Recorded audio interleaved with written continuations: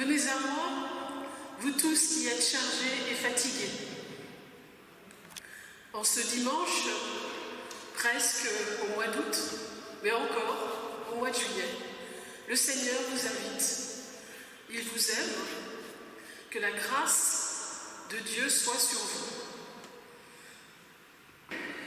Seigneur, nous voici devant toi. L'église était ouverte. Nous y sommes entrés. Au fond, pourquoi sommes-nous là? Nous ne savons pas très bien. Mais l'église est ouverte et nous y sommes entrés. Nous avons fait le tour et puis nous avons pensé à toi. Toi que parfois nous oublions, dans nos joies comme dans nos fatigues, il nous arrive de te perdre de vue. Tu nous dis que tu nous as créés à ta ressemblance. Alors, fais-moi un petit signe discret et amical, afin que nous puissions passer quelque temps avec toi.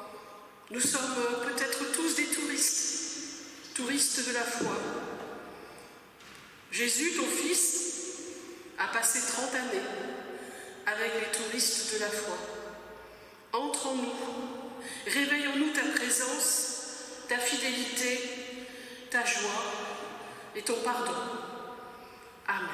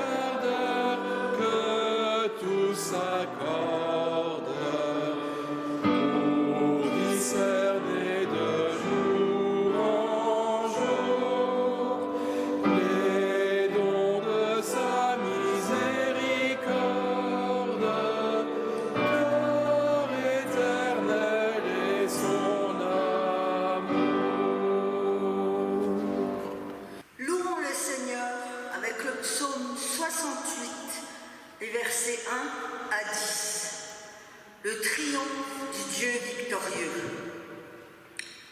Au chef de chœur, psaume de David. À chanter que Dieu se lève. Et voici, ses adversaires sont dispersés, ses ennemis fuient devant lui.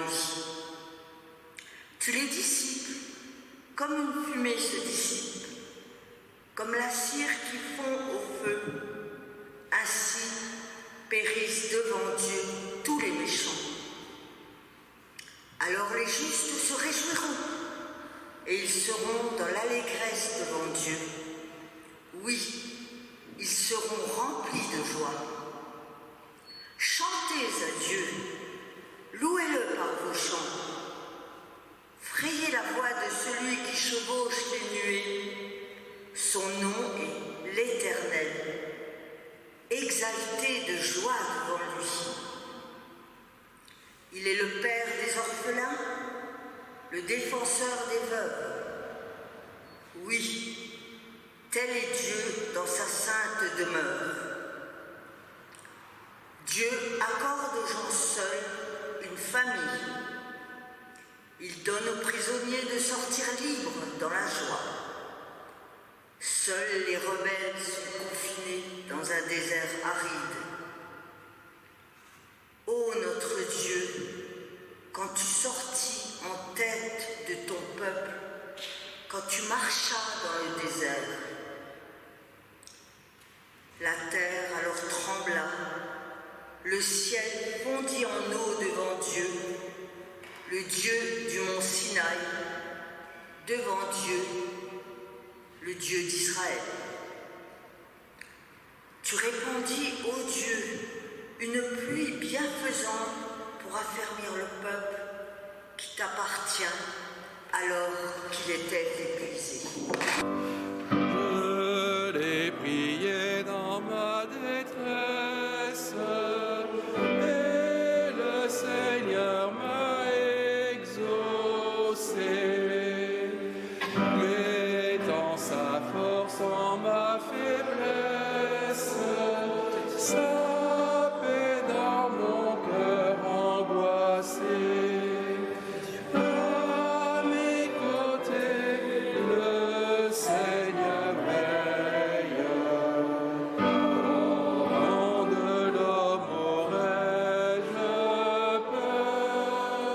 Jamais le Seigneur ne sommeille, j'avancerai d'un pas vainqueur. Pour moi tu as ouvert la porte, et jusqu'à toi j'avancerai.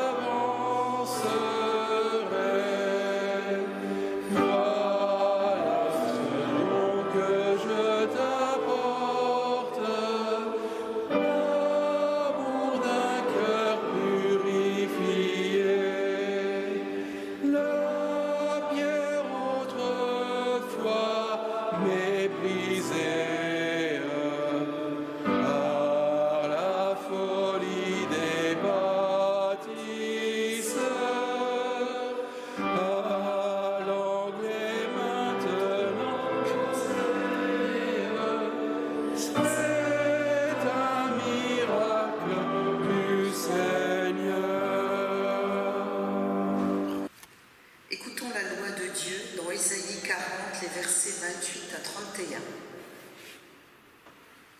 Ne le sais-tu donc pas? Et n'as-tu pas appris que l'Éternel est Dieu de toute éternité? C'est lui qui a créé les confins de la terre. Il ne se lasse pas, il ne s'épuise pas, et son intelligence ne peut être sondée. Il donne de la force à qui est las, et il augmente la vigueur de celui qui est épuisé. Les jeunes gens se lassent et ils s'épuisent, et même de robustes gaillards tombent. Mais ceux qui comptent sur l'Éternel renouvellent leur force. Ils prennent leur envol comme de jeunes aigles.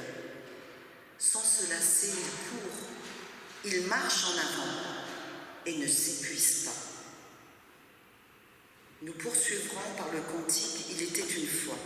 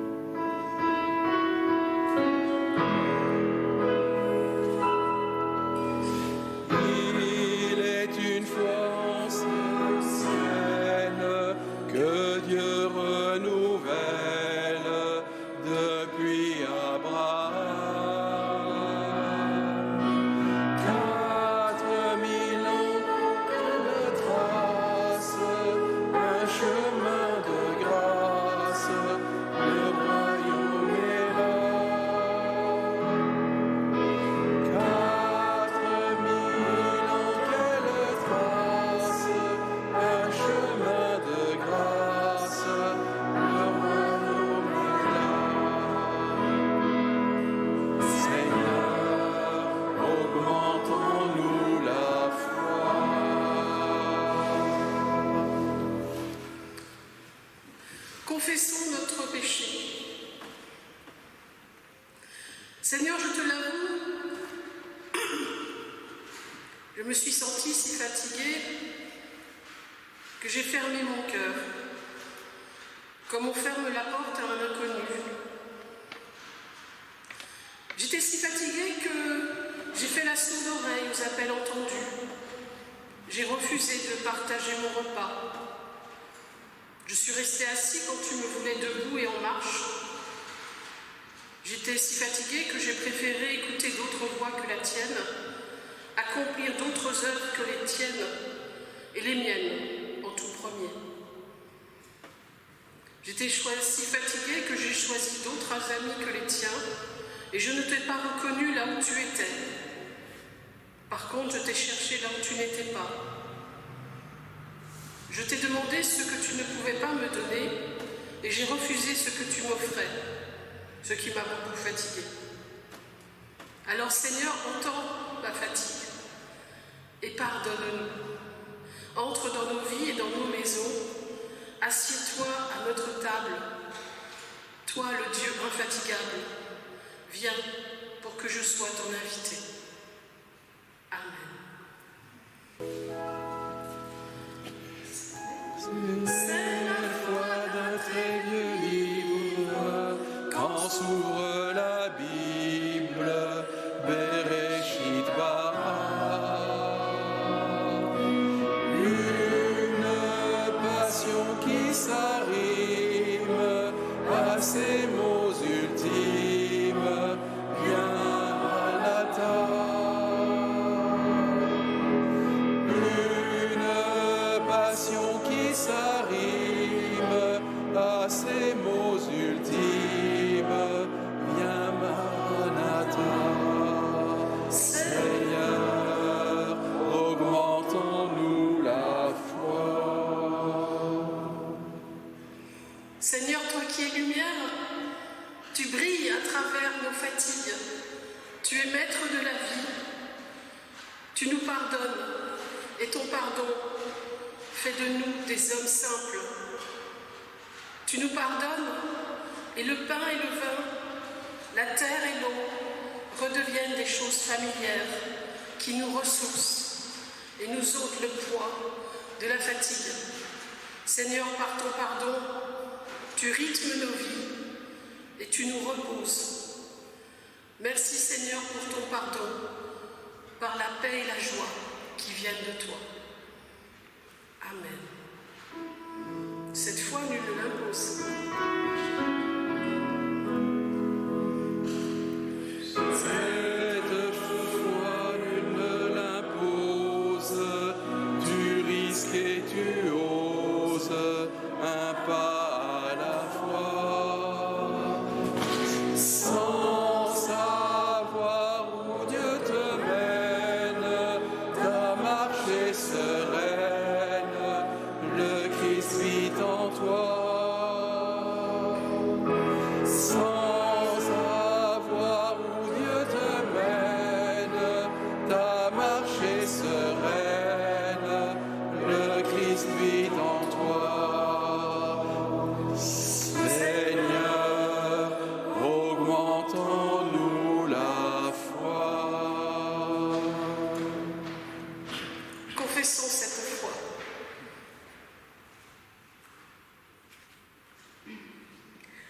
Je crois en Dieu, Père dont la parole soutient la vie des hommes et oriente leur histoire. Il est leur vie. Je crois en son Fils, né parmi les pauvres, lumière dans notre nuit, premier-né d'entre les morts, il est vivant. Je crois en l'Esprit Saint qui fait naître à la vie de Dieu, qui anime le combat pour la justice, qui nous conduit dans l'espérance. Il est la force qui fait vivre. Je crois à la Sainte Église universelle, messagère de la bonne nouvelle qui rend libre. Elle nous enfante à la vraie vie. Je crois à la résurrection dans l'imminence d'un monde nouveau, où Jésus-Christ, notre Seigneur, sera tout en tous. Amen. Ô souffle de l'espérance, que ton peuple danse d'une même foi. Père, fais de nos faiblesses une forteresse d'amour et de joie. Père, fais de nos faiblesses une forteresse d'amour et de joie. Seigneur, augmentons-nous la foi. Je vous invite à vous asseoir. Aujourd'hui, nous écouterons des textes et nous nous interrogerons sur la fatigue et l'intériorité. Je vous invite donc à entendre les textes du jour avec ce souci-là. La prière d'illumination. Ô Seigneur Jésus, notre Dieu, ouvre les oreilles et les yeux de mon cœur, afin que je puisse entendre tes paroles et comprendre et réaliser ta volonté. Car moi, je suis un étranger sur la terre. Ne me cache pas tes instructions, mais viens me les révéler, et je contemplerai les merveilles de ta loi. Car je mets toute mon espérance à toi, ô mon Dieu, afin que tu illumines mon cœur. Amen. C'est de Saint Jean Chrysostome. Donc le premier texte se trouve dans le livre de l'Ecclésiaste, au chapitre 1, les versets 1 à 8, puis au chapitre 2, les versets 22 à 26. Parole de l'Ecclésiaste, fils de David, roi de Jérusalem. Vanité des vanités, dit l'Ecclésiaste. Vanité des vanités, tout est vanité. Quel avantage revient-il à l'homme de toute la peine qu'il se donne sous le soleil?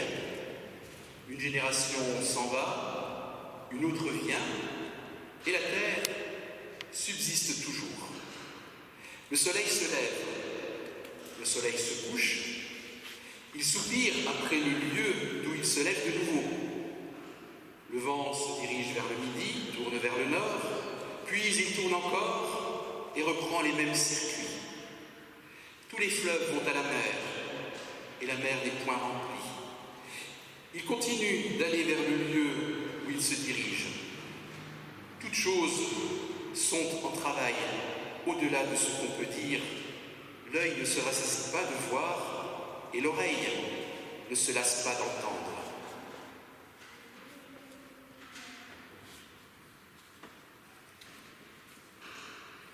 Que revient-il en effet à l'homme de tout son travail et de la préoccupation de son cœur, objet de ses fatigues sous le soleil? Tous ses jours ne sont que douleur, et son partage n'est que chagrin. Même la nuit, son cœur ne repose pas. C'est encore là une vanité. Il n'y a de bonheur pour l'homme qu'à manger et à boire, et à faire jouir son âme du bien-être au milieu de son travail. Et j'ai vu que cela aussi vient de la main de Dieu. Qui, en effet, peut manger et jouir si ce n'est moi? Car il donne à l'homme qu'il est agréable la sagesse, la science et la joie, mais il donne aux pécheurs le soin de recueillir et d'amasser, afin de donner à celui qui est agréable à Dieu. C'est encore là une vanité et la poursuite du vent. La suite de ces lectures de ce jour est extraite du livre du Colossiens, chapitre 3, versets 1 à 11. Chapitre combien ou important. Si donc vous êtes ressuscités avec Christ, recherchez les choses d'en haut, où Christ est assis à la droite de Dieu. Attachez-vous aux réalités d'en haut et non à celles qui sont sur la terre. En effet, vous avez connu la mort et votre vie est cachée avec Christ en Dieu. Quand Christ, notre vie, apparaîtra, alors vous apparaîtrez aussi avec lui dans sa gloire. Faites donc mourir en vous ce qui est terrestre, l'immoralité sexuelle, l'impureté, les passions, les mauvais désirs et la soif de posséder, qui est une idolâtrie. C'est à cause de cela que la colère de Dieu vient sur les hommes rebelles. Vous aussi, autrefois, lorsque vous viviez parmi eux, vous marchiez dans ces péchés. Mais maintenant, renoncez à tout cela, à la colère, à la fureur, à la méchanceté, à la calomnie, aux grossièretés qui pourraient sortir de votre bouche. Ne vous mentez pas les uns aux autres, car vous êtes dépouillés du vieil homme et de ses manières d'agir. Vous allez revêtir l'homme nouveau qui se renouvelle pour parvenir à la vraie connaissance, conformément à l'image de celui qui l'a créé.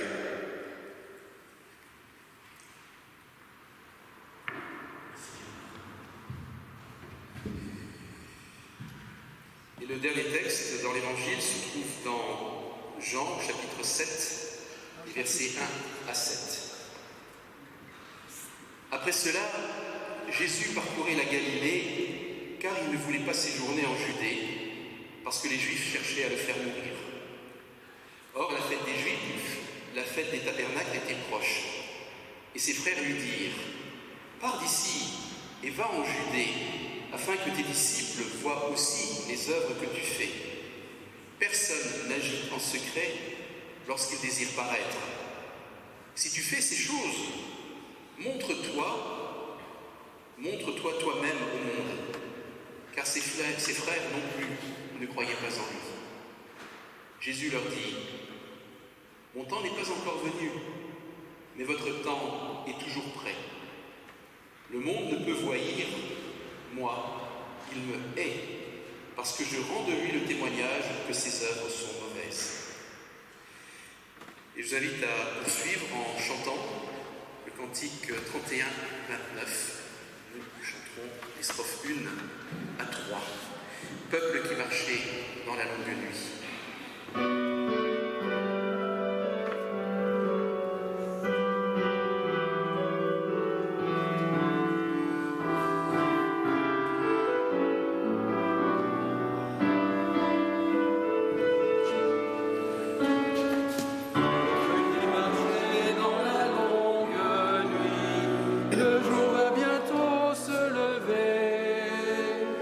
Peuple qui cherchez le chemin de vie, Dieu lui-même vient vous sauver. Peuple qui cherchez le chemin de vie, Dieu lui-même vient vous sauver. Il est temps de lever les yeux vers le monde qui vient. Il est temps de jeter la fleur qui se fane en vos mains. Peuple qui marchez dans la longue nuit, le jour va bientôt se lever. Peuple qui cherchez le chemin de vie, Dieu lui-même vient vous sauver. Peuple qui cherchez le chemin de vie, Dieu lui-même vient vous sauver. Il est temps de tuer la peur qui vous garde en ses liens. Il est temps de porter la croix jusqu'au bout du chemin. Peuple qui marchez dans la longue nuit, le jour va bientôt se lever. Peuple qui cherchez le chemin de vie, Dieu lui-même vient vous sauver. Peuple qui cherchez le chemin de vie, Dieu lui-même vient vous sauver.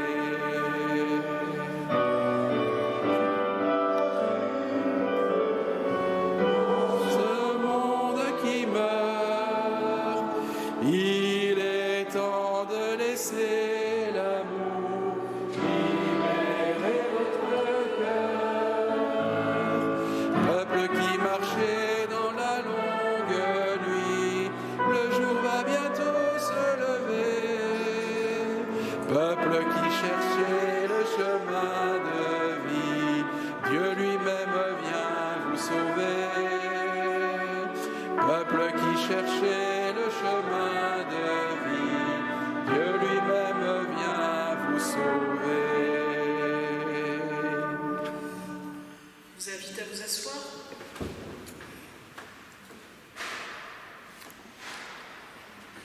Écoutons l'Ecclésiaste. Que reste-t-il en effet à l'homme de tout son travail et de la préoccupation de son cœur, objet de toutes ses fatigues sous le soleil? Nous sommes donc à la charnière de l'été, entre le mois de juillet et le mois d'août. Certains d'entre vous sont en vacances, d'autres en vacances prolongées. Certains sont peut-être de passage, d'autres là depuis longtemps. Et en Thionville, comme dans pas mal de villes, nous avons chaud. Cette chaleur aussi une certaine fatigue. Alors je vous dirais, comme on dit parfois, sur l'échelle de 1 à 10, quel est votre degré de fatigue lorsqu'il fait très chaud? Élevé. Au-dessus de 5? Au-dessus de 5. Moi aussi. Autrement dit, l'Ecclésiaste pourrait être un personnage de notre temps, et c'est vrai qu'en Israël, la chaleur peut être tout à fait étouffante. Or, ce texte de l'Ecclésiaste, il démarre sur la fatigue. Alors, on connaît tous ce vanité, tout n'est que vanité. Alors, on le traduit différemment, on peut dire aussi fragilité, tout n'est que fragilité, buée, tout n'est que buée. Le mot de vanité vient à la même racine que le nom de Abel, qui signifie la buée, la laine, quelque chose de très léger. Mais ça démarre aussi avec cette notion de fatigue. Et alors, à la fin de l'Ecclésiaste, il y a encore la notion de fatigue, alors que c'est un écrivain quand même. Il dit, il s'arrête au bout de 12 chapitres, il dit, bon, il ne faut pas trop étudier parce que ça fatigue. Alors, personnellement, je ne suis pas du tout. Mais la fatigue est un sujet actuel. Donc, si je voudrais réfléchir avec vous, j'ai parti d'une interrogation d'un philosophe qui écrit Georges Vigarello, qui dit au fond la fatigue, elle est liée au Covid, mais déjà avant, nous sommes aussi devenus fatigués. Alors lui, son hypothèse, c'est de dire que cette fatigue témoignerait de l'intérêt croissant pour notre intériorité. Autrement dit, plus nous nous préoccupons de notre intériorité, plus nous sommes fatigués. Vous vous rappelez, il y a quelques années, un écrivain avait dit la fatigue d'être soi. Cette fatigue, dit-il, existait bien avant le Covid, mais enfin elle a augmenté.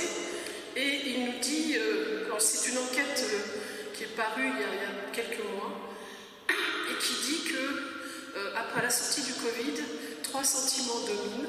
Et le premier, c'est la fatigue. Le second, c'est, je crois, l'incertitude, et puis la perte des repères. Et il dit, dans cette enquête, j'ai moi-même été surpris par la domination du sentiment de fatigue, qui confirme le fait que depuis un certain nombre de décennies, les individus, en accentuant leur intériorité, s'écoutent davantage. On assiste à une grande montée de cette attention à soi, aux alertes, à ce qu'on ressent. Et il dit finalement, le Covid et les confinements qui l'ont accompagné sont venus percuter notre rapport au temps, à l'espace et aux autres. Avec la pandémie, on a soudain eu l'impression qu'on ne disposait plus de son propre temps, qu'on ne pouvait plus se déplacer ni entrer en relation les uns avec les autres. L'incertitude face à l'avenir, la perte de maîtrise et cette fatigue sont les effets persistants. Même la situation des femmes est perçue encore par plus fatigante. Un autre personnage encore plus connu, le pape François, au mois de mai, a prêché aussi sur la fatigue et il a dit que nous sommes une société des fatigués, avec un accent évidemment assez différent du philosophe. Donc la question qu'on pourrait se poser ce matin, et que s'est certainement posé l'Ecclésiaste, c'est est-ce que c'est le fait de regarder notre intériorité qui nous fatigue, ou bien est-ce que c'est ce que nous y mettons dedans? Alors commençons par l'Ecclésiaste. Sa fatigue, elle résonne en nous. L'Ecclésiaste, au fond, c'est le chant d'une intériorité saisie par la fatigue. Tous ces mots de fragilité, vanité, il se présente comme le fils d'un roi au soir de sa vie ou en période de crise. Alors, on ne sait pas très bien si c'est l'aboutissement d'un cheminement ou s'il y a eu un événement qui a provoqué cette lassitude en lui.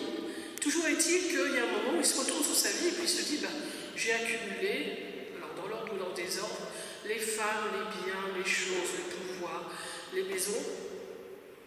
Et finalement, tout ça n'est que vanité. L'Ecclésiaste pourrait donner des paroles aux fatigués du Covid. Je vous invite à les relire à la lumière de notre fatigue aujourd'hui. Bon, après, il faudra voir une comédie parce que c'est pas toujours enthousiasmant, mais bon, la fatigue, c'est ça. Ce n'est pas un hasard d'ailleurs si en plein mois d'août, juillet, eh bien, ce texte a été choisi. Il y a deux autres textes, mais j'ai choisi celui-là. Je crois qu'il nous parle, comme à vous, j'espère. Il parle de sagesse, disent les commentateurs. Moi, j'entends surtout un cri. Un cri qui dit « Travailler pour accumuler, ça ne suffit pas ». Et rendez-vous compte qu'en hébreu, il y a 14 mots pour dire le mot « travail ». En grec, il y en a 4. Ils avaient des esclaves. En tout cas, quelque chose s'est passé, et cet homme qui avait son image et construit son image sur ce travail, sur cette accumulation, au soir de sa vie, il se retourne et son image éclate. Tout est vain et futile. Et pour nous, ça résonne bien sûr, parce que c'est bien lorsque nous percevons nos limites, de manière plus ou moins agréable, et c'est souvent pas toujours agréable, que la fatigue arrive en même temps. Simplement lui, apparemment il est âgé, peut-être qu'il a mis plus de temps que les autres à discerner ses limites, parce qu'il avait plus de choses sur lesquelles il pouvait s'illusionner. Et donc il se découvre fatigable. Une femme a travaillé, psychanalyste, sur la fatigue, Geneviève de Thènes, et elle disait dans l'un des articles, une des conférences, elle dit au fond, travailler sur la fatigue, c'est passionnant, parce que c'est un voyage archéologique au cœur de nous-mêmes. Et puis elle dit aussi, la fatigue a des liens avec la tristesse. Et c'est vrai qu'il y a une certaine tristesse, malgré le soleil, on entend cette fatigue et cette tristesse interne. Alors bien sûr, elle se part d'une volonté de dire je suis sage, mais quand même, il y a cette fatigue et cette tristesse. Alors, il y a quand même des manières de lutter contre la fatigue. Eh bien, Salomon, le fils de David, nous dit, qu'est-ce qui peut nous aider à lutter contre la fatigue? C'est le lien partagé, c'est le lien d'affection. Souvent, le moment où notre image éclate, où nous voyons nos limites, c'est le moment où nous nous déclarons et nous nous sentons impuissants face à tout ce que nous avons accumulé. Tout ce que nous avons accumulé ne peut pas remplir notre intériorité, ni les objets extérieurs que nous achetons et que nous aimons bien, au milieu desquels nous vivons, ni notre image intérieure intime. Et c'est dans ce vide-là que Dieu surgit. Voilà ce que nous dit l'Ecclésiaste. Quand je suis fatigable, alors je me rencontre et je rencontre Dieu. Mais quel Dieu? Dieu se tient en face de ma fatigue. Il l'accueille, comme le dit l'Ecclésiaste, mais il l'accueille à condition que je veuille bien déposer les armes de la toute-puissance. La fatigue m'interroge, moi, mon image, et l'image que j'ai de Dieu. Et Dieu nous dit, le texte d'Ésaïe que nous avons entendu tout à l'heure, nous dit Dieu d'abord, c'est l'infatigable. Dieu d'abord, il est infatigable.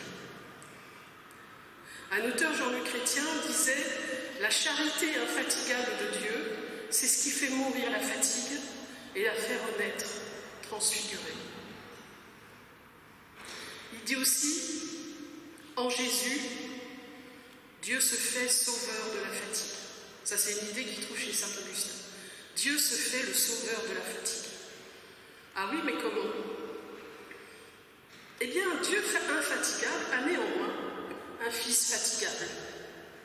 Si vous vous rappelez par exemple le récit en Jean de la Samaritaine, vous savez ce moment où il va la rencontrer. En fait, au départ, il a prêché, ils se sont écartés, les disciples, il a faim et il est fatigué. Donc lui va au puits et les disciples vont faire les courses. Et il est à l'écart. Et quand la Samaritaine arrive, c'est lui, l'homme fatigué, le Christ, qui va lui demander « Donne-moi à boire ». Donne-moi à boire, on sait, vous et moi, que c'est à la fois spirituel et matériel. Et alors oui, la rencontre commence. Oui, nous avons intérêt à découvrir la fatigue du Christ comme une intériorité vide, mais qui ne demande qu'à se remplir de la rencontre. Même le travail, au fond. Derrière le travail se loge une demande plus intérieure, plus profonde, comme dans nos différents ouvrages. Une demande de rencontre. Nous faisons de la musique pour rencontrer les autres, les écouter, les toucher. Nous lisons pour rencontrer les autres, les écouter, les toucher. Nous accueillons, nous balayons. Nous faisons tout cela par amour. Alors cette fatigue de l'Ecclésiaste, nous la partageons aujourd'hui après la pandémie, et je ne parle même pas des gens qui sont en ce moment sous les bombardements. Combien leur fatigue doit être profonde. Mais nous voyons dans cette fatigue, comme pour le Christ fatigué, l'occasion de nous poser, nous interroger, prendre le temps du repos, de la méditation, ce qui nous permet à la fois de redécouvrir le Dieu infatigable qui nous accueille debout, délorer la fatigue. Et peut-être qu'on pourrait finir en pensant au théologien Karl Barth qui faisait cette proposition, disait en fait l'homme il est créé au 6e jour. Mais qu'est-ce qui se passe le lendemain, le 7e jour? Il se repose. Donc en fait le dimanche est le premier jour de la création, et donc peut-être que nous pourrions nous rappeler que nous sommes, comment sommes-nous les hommes et les femmes, par le repos. Peut-être que la pandémie a changé quelque chose, et je crois très profondément, a changé les choses profondément en nous, mais peut-être que cette pandémie, on pourrait la voir comme le premier jour de quelque chose de nouveau. Quelque chose où nous saurons prendre soin des autres et de Dieu en accueillant la fatigue, comme un indice que notre intériorité est à retravailler en nous-mêmes, avec les autres et avec Dieu. Amen. Levons-nous pour chanter. 35-20, strophe 1 et suivante.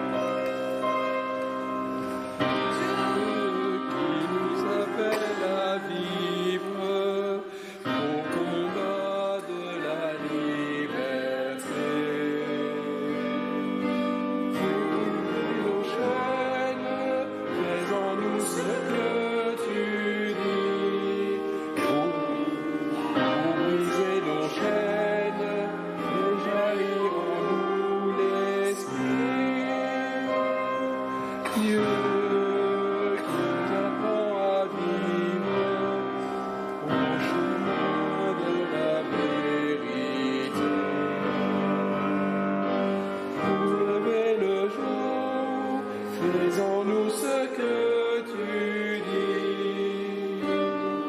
Pour lever le jour, fais jaillir en nous l'esprit.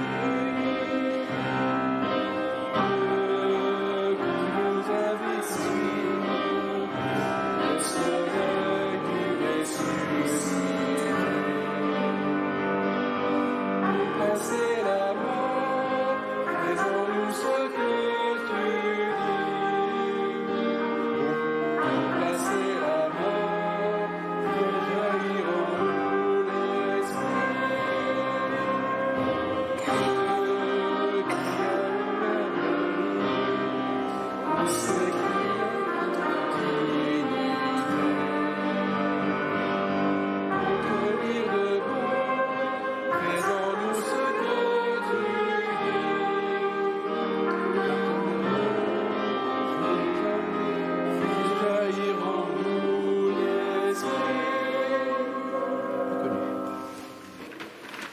à la prière d'intercession.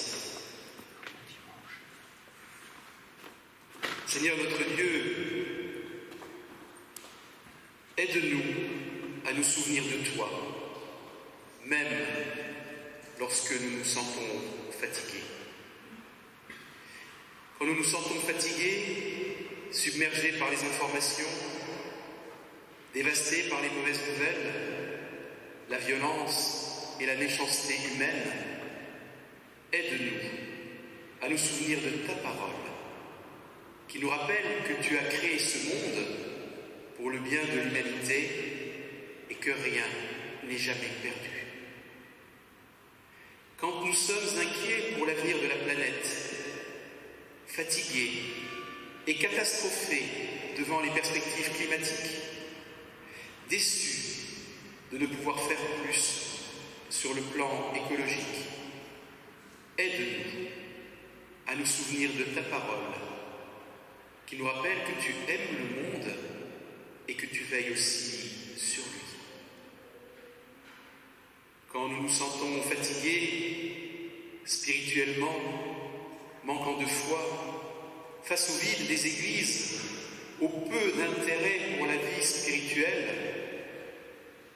et quand nous sommes affolés par tous les discours de haine, aide-nous à nous souvenir de ta parole, qui ouvre un espace à ceux qui se croient forts comme à ceux qui sont faibles, et même à ceux qui te renient. Quand nous voudrions tant faire pour améliorer les choses, favoriser les relations humaines et agir pour que chacun soit heureux sous ton regard, et quand nous constatons que nous n'y arrivons pas, aide-nous à nous souvenir de ta parole, qui nous rappelle que tu es plus grand que nous et que nous sommes qu'un serviteur inutile qui plante et ne récolte pas. Quand nous sommes malades de nous-mêmes, que nous souffrons dans notre corps, notre cœur ou notre esprit, quand nous disons que rien ne va et que nous n'avons plus la force du courage et de la foi, aide-nous à nous souvenir de ta parole, qui nous rappelle que tu viens pour ceux qui sont fatigués, pour les pécheurs et pour ceux qui doutent de toi et d'eux-mêmes. Seigneur notre Dieu, aide-nous à nous souvenir de toi. Amen. Et je vous invite à vous lever pour que nous puissions prier ensemble cette prière que le Seigneur nous a laissée. Notre Père qui es aux cieux, que ton nom soit sanctifié, que ton règne vienne, que ta volonté soit faite sur la terre comme au ciel. Donne-nous aujourd'hui notre pain de ce jour.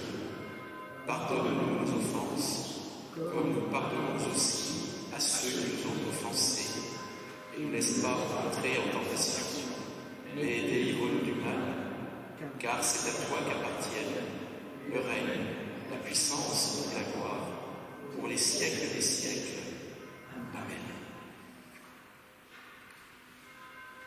Allez avec la force qui est la vôtre, que vous soyez plus ou moins fatigués, saisissez-vous de cette fatigue, puisqu'elle nous ouvre à la rencontre vers les autres. Soyez renouvelés par l'Esprit Saint. Dieu vous bénit et vous garde. Il vous aime en tout temps, en tout lieu et de toute manière. Amen.